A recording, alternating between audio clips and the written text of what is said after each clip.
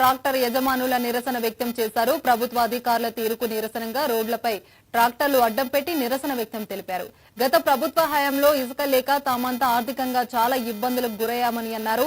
ఇప్పుడు అధికారులు తమపై అక్రమ కేసులు నమోదు చేస్తున్నారని వాపోయారు. గత ప్రభుత్వ హయాంలో ఎన్నో ఇబ్బందులకు గురయ్యామని, కూటమి ప్రభుత్వంలో కూడా పరిస్థితిలో మార్పు రాలేదని అన్నారు. సీఎం చంద్రబాబు ఉచిత ఇసుక పథకం అమలు చేయడంతోనే తాము రవాణా చేస్తున్నామని అన్నారు. అక్రమ కేసులు నమోదు చేయకుండా తమకు న్యాయం చేయాలని కోరుతున్నారు.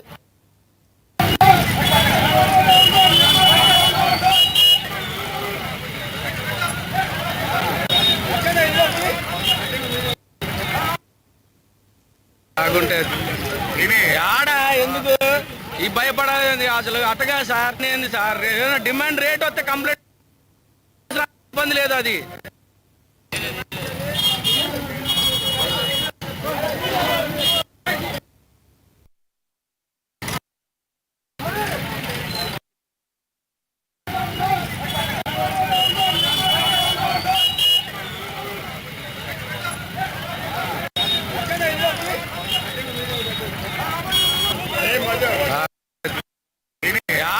ఎందుకు ఈ భయపడాలి అసలు అట్టగా సార్ నేను సార్ డిమాండ్ రేట్ వస్తే కంప్లైంట్ వస్తే పట్టుకెళ్తే కేసు రాయమని ఇబ్బంది లేదు. అది